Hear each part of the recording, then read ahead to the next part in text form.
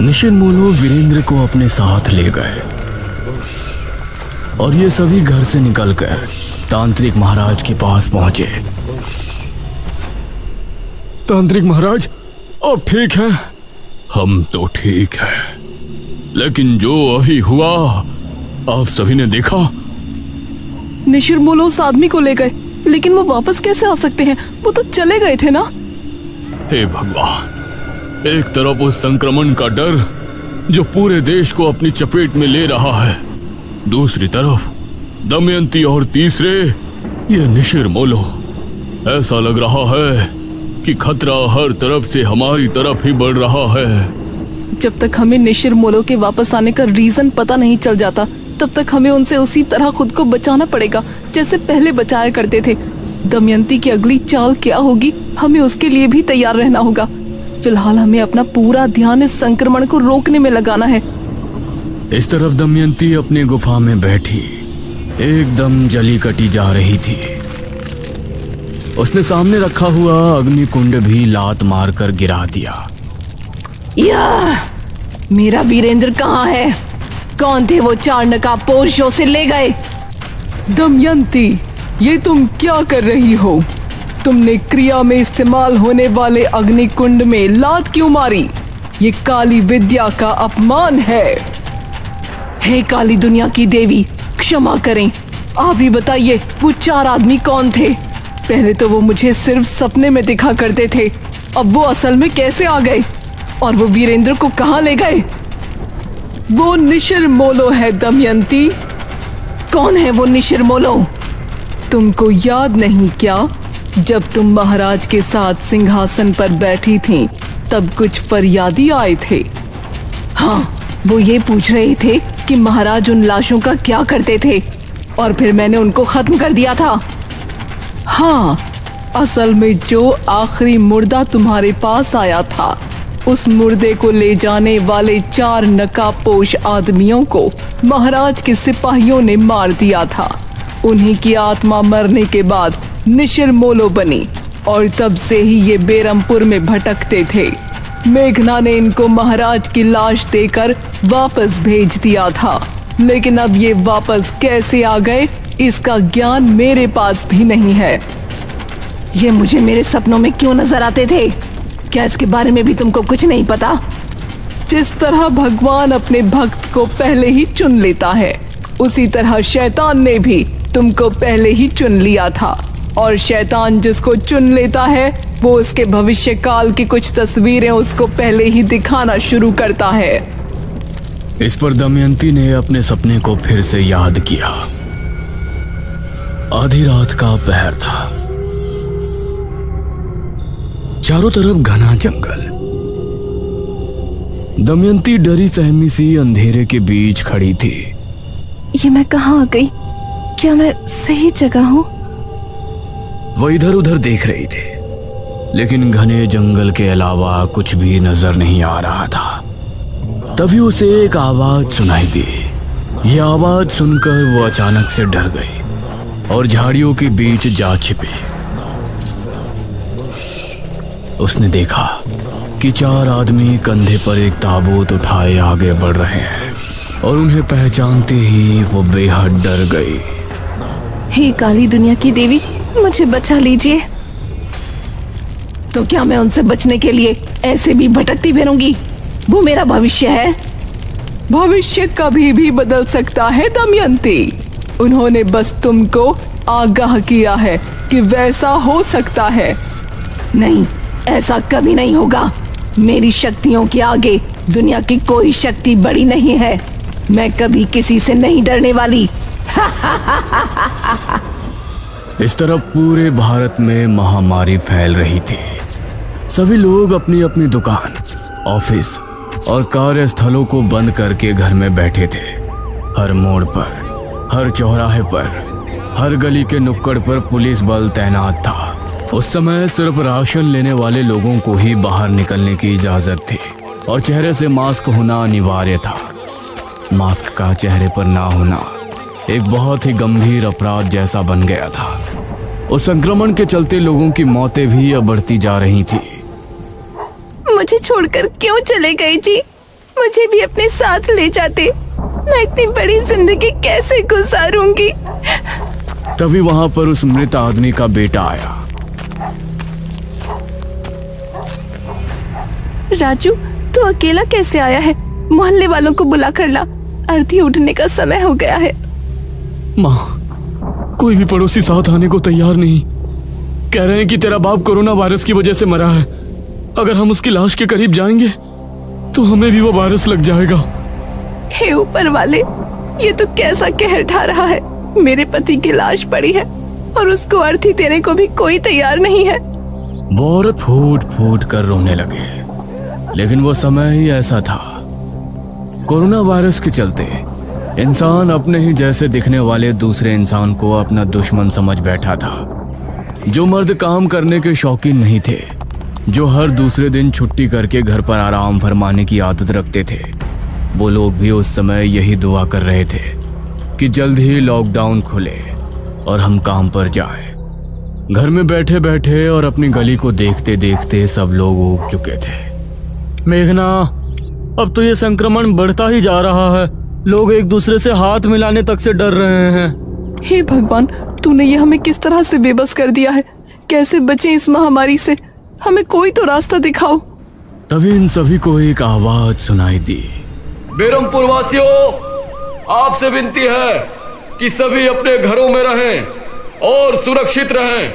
कोई भी बेवजह बाहर ना निकले और जब भी बाहर निकले मास्क जरूर लगा कर रखें। सोशल डिस्टेंसिंग का पालन जरूर करें, वरना अगर हमने आप में से किसी को बिना मास्क के बेवजह घूमते देख लिया तो आपकी खराब हालत के जिम्मेदार आप खुद होंगे। ये क्या है कि पुलिस होकर ऐसी धमकी कैसे दे सकते हैं? इस समय सही गलत कोई नहीं देखने वाला इशिता। हमें पुलिस की बात माननी ही पड़ेगी। लेकिन ये सोच सोच कर मेरा सर फटा जा रहा है कि हम इस वायरस को खत्म कैसे करेंगे।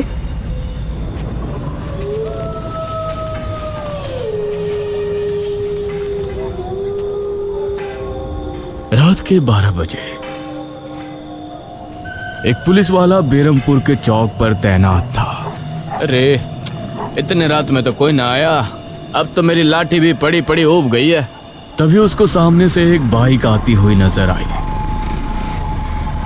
पुलिस वाला उसको देखकर छिप गया और जैसे ही वो आदमी चौक पर पहुंचा तो अचानक पुलिस वाला उसके सामने आ गया। चल रहे हीरो, बाइक साइड में लगा।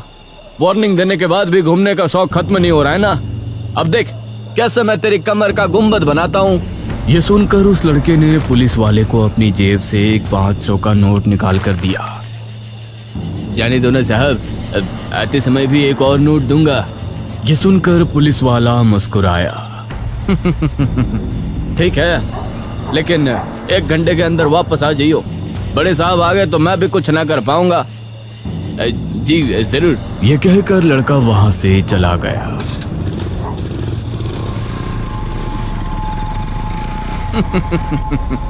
अगर ऐसे ही बेवकूफ मिलते रहे तो अच्छी कमाई हो जाएगी। उसी समय गांव में आवाज गूंजने लगी। निशिर मोलो पहले के जैसे ताबूत कंधों पर उठाए बेरमपुर का भ्रमण करने लगे, जिसे सुनकर गांव के लोगों के दिलों की धड़कनें तेज हो गई। हे भगवान, ये निशिर मोलो फिर से वापस आ गए। ये तो निशिर मोलो की आवाज है ना? हाँ, लगता है वो फिर से अपने शिकार की तलाश में निकले हैं। हम में से कोई बाहर नहीं जाएगा।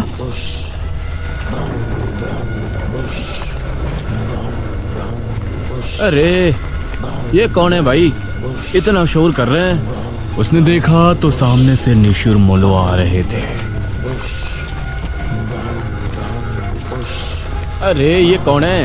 ओहो, पुलिस के डर से रात में अर्थी लेकर जा रहे हैं। कोई बात नहीं, आने दो। इनसे तो सीधे 10,000 लूंगा। वो करीब आए तो उसने देखा कि उनके चेहरे पूरी तरह से ढके हैं। उसने अपनी लाठी उठाई और खुद ही उनके सामने आ गया। अरे, ओ रुक जाओ, ऐसे पूरे मुंह को ढकने से तुम बच नहीं पाओगे। ये कपड़ा नहीं, चेहरे पर मास्क होना जरूरी है। जल्दी से अपने अपने चेहरे दिखाओ, मास्क लगाया या नहीं। ये सुनते ही निशिर मोलो की आंखें लाल लाल चमक उठी, जिसे देखकर पुलिस वाले की सिट्टी पिट्टी गुम हो गई। तभी ताबूत खुल गया और उससे सुनहरी रोशनी निकलकर पुलिस वाले को ताबूत में खींच कर ले गई। सभी गांव के लोगों को पुलिस वाले की चीख सुनाई दी और फिर वो भयानक आवाजें दूर जाते जाते खत्म हो गई। तांत्रिक महाराज, आप कुछ तो सोचिए, कुछ तो हल निकालिए इस महामारी का। मृत्युंजय अमृत को हम पूरे इंडिया में तो नहीं भेज सकते, ऐसे में कोई तो रास्ता होगा ना। बेटी, तुम्ही ने पिछले जन्म में अपने राज्य को महामारी से बचाया था। मुझे लगता है कि इस महामारी से बचने का उपाय भी हमें तुम्हारे पिछले जन्म, तुम्हारे अतीत से ही मिलेगा।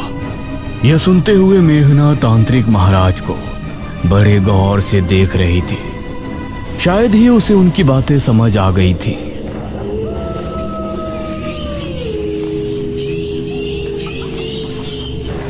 रात करीब 2 बजे के समय मेघना ने खुद को जंगल में पाया। वो धीरे धीरे आगे कदम बढ़ा रही थी। उसके चेहरे पर कोई भाव नहीं था। तभी उसके सामने दमयंती आ गई। कैसी हो राजकुमारी मेघालय? अपने राज्य के लोगों को मरते हुए देखकर अब कैसा लग रहा है आपको? तुम्हारी लड़ाई मुझसे थी तो हमारे राज्य या हमारे देश के लोगों को शिकार बनाने से तुमको क्या मिलेगा? सुकून। तुमको परेशान देखकर मुझे सुकून मिलता है, लेकिन तुम क्यों बेबस हो गई हो? अब तो तुम भी नई हो, जमाना भी नया है। बचाओ अपने इस राज्य को, अपने देश को। क्या अब कोई सिद्धि नहीं बची जो तुम इससे सबको बचा सको? यह सुनकर मेघना ने अपनी नजरें झुका ली और दमयंती गायब हो गई। हे ऊपर वाले, मुझे कोई तो रास्ता दिखाओ। मैं इस तरह से लोगों को मरते और उनके बीच एक दूसरे के लिए नफरत भरते हुए नहीं देख सकती। तभी उसको सामने से एक तेज रोशनी फैलती नजर आई। मेघना ने अपनी आंखों पर हाथ रख लिया और उसे देखने की कोशिश की। उसने पाया कि सामने मृत्युंजय अमृत का पेड़ है और उसके पास ही निशिर मोलो भी उसकी तरफ आ रहे हैं। नहीं! अगले ही पल मेघना ने खुद को राजमहल में खड़ा पाया, लेकिन इस समय वो राजकुमारी मेघालय के रूप में थी। वो अपने कक्ष में थी और उसके हाथ में एक किताब थी। इस किताब में हमने राजमहल से आश्रम जाने और वहाँ पर हमारी सिद्धि को प्राप्त करने तक की सारी गाथा लिखी है। वो पल हमें हमेशा याद रहेंगे। उसने उस किताब को अपने पलंग के बराबर में लगी शाही अलमारी के अंदर रख दिया और फिर वो अपने बिस्तर पर जाकर लेट गई। मेघना उठ, उठ ना यार, अब क्या हुआ तुझे? मेघना को इशिता ने नींद से जगाया। वो पूरी तरह पसीने से भीगी थी। Are you okay? हाँ, मैं ठीक हूँ। सपने में दमयंती आई थी। मेघना, खुद को संभाल ना यार। तो पिछले जन्म में राजकुमारी थी, इस जन्म में तू इतनी टेंशन क्यों ले रही है? इस महामारी से निपटने की जिम्मेदारी गवर्नमेंट और हेल्थ ऑर्गेनाइजेशन की है, तेरी नहीं। अरे यार, मुझे बहुत ही जरूरी बात पता चली है। तू चल अभी। इस टाइम कहाँ जा रही है तू? मेघना इशिता को लेकर अनुज के कमरे में पहुंची।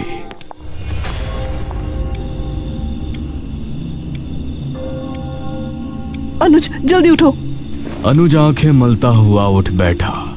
अरे वाह, आज तो सुबह सुबह मेघना ने मुझे जगाया है। आज का दिन तो बहुत अच्छा जाएगा।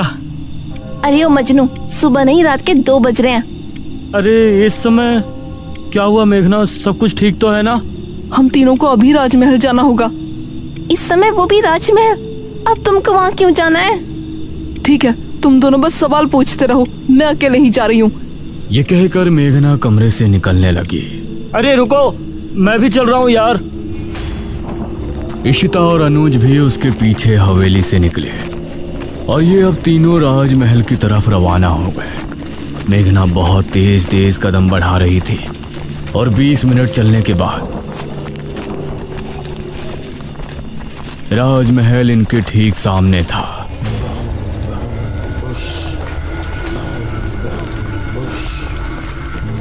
अरे निशिर बोलो। इनकी आवाज सुनकर ये तीनों जल्दी से राजमहल के अंदर घुस गए।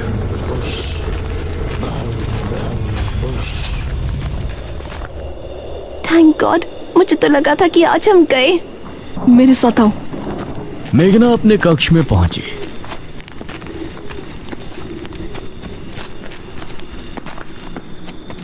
और उस अलमारी की तरफ बढ़ी। उसने अलमारी खोलकर उसके अंदर देखा तो वो किताब अभी भी वहीं रखी थी। थैंक गॉड, ये किताब अभी यही है। क्या है इस किताब में? पिछले जन्म में जब मैं राजकुमारी मेघालय मृत्युंजय अमृत के पेड़ को उगाने वाले बीज की सिद्धि हासिल करने गई थी, तो उन्होंने वहां जाने से लेकर वापस आने तक की सारी दास्तान इसमें लिखी थी। मुझे लगता है इसके जरिए हमें ये पता लग सकता है कि इस महामारी जिसे लोग कोरोना वायरस कह रहे हैं उससे कैसे बचा जा सकता है। हे भगवान, अब एक और किताब। चलो अब घर वापस चलते हैं, ठीक है? या इसको पढ़ना भी यही है? हाँ चलो। सॉरी तुम दोनों को परेशान किया, लेकिन मुझे एक एक पल बहुत भारी लग रहा है। कोई बात नहीं राजकुमारी मेघालय, हम तो आपकी प्रजा है। जो आप आज्ञा देंगी उसको फौरन मान लेंगे। ये तीनों अब वापस घर के लिए निकल गए, लेकिन अभी भी इनको दूर से निशिर मोलो की आवाजें सुनाई दे रही थी। इस तरफ दमयंती गुफा से निकली। बहुत गुस्सा आ रहा है। आज तो मन कर रहा है इकट्ठा कई लोगों का खून पी लूं। एक चौराहे पर दो पुलिस वाले बैठे थे। अरे ओ तल पड़े, जरा एक चाय तो लेकर आना। सर, आपने मास्क क्यों निकाल दिया? अरे तू मुझे ज्ञान दे रहा है? दरोगा हूँ मैं, दरोगा। तभी इन दोनों को सामने से एक पायल की छन छन सुनाई दी। अरे ये कौन मंजुलिका निकल आई लॉकडाउन में घर से बाहर? इन दोनों ने गौर से उसे देखा तो पाया वो लड़की दमयंती ही थी। उसकी खूबसूरती देखकर इंस्पेक्टर की आंखों में अजीब सा नशा उतर आया। ए कहाँ जा रही हो मैडम? पहली बार मेरा खुद अरेस्ट होने का मन हो रहा है। क्या भला की खूबसूरत हो तुम। अगर तुम लोगों को अपनी आज की रात यादगार बनानी है तो मेरे पीछे आओ। यह कहकर दमयंती मुस्कुराई और फिर झाड़ियों के पीछे चली गई। अरे वाह, मुझे तो आज की रात सारी जिंदगी याद रहेगी। इंस्पेक्टर भी झाड़ी के पीछे चला गया और अगले ही पल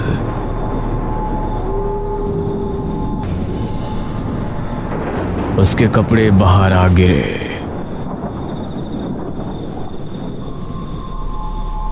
वाह, आज तो सर की ईद और दिवाली एक साथ मन गई।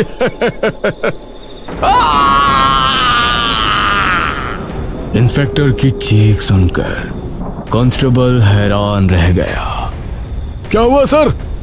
तभी दमयंती उसके सामने आ गई। उसके दांत बहुत भयानक हो गए थे, आंखें भी लाल सुर्ख होकर चमक रही थी। आ जाओ मेरी जान, तुमको अपनी रात खूबसूरत नहीं बनानी क्या?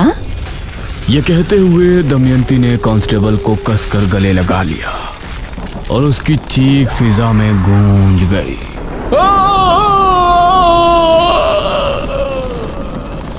इस तरफ मेघना ने उस किताब को खोला और पढ़ना शुरू किया, जिसके अंदर उसके पीछे जन्म की गाथा उसी के हाथों लिखी गई थी। इस किताब में मेघालय की पिछली जिंदगी के कौन कौन से रहस्य खुलते हैं। मेघना इस महामारी से लोगों को कैसे बचाएगी, कैसे अंत होगा दमयंती का, और क्या कारण है निशिर मोलो के वापस आने का। जानने के लिए हमारे साथ बने रहिए इस कहानी के अगले भाग में भी।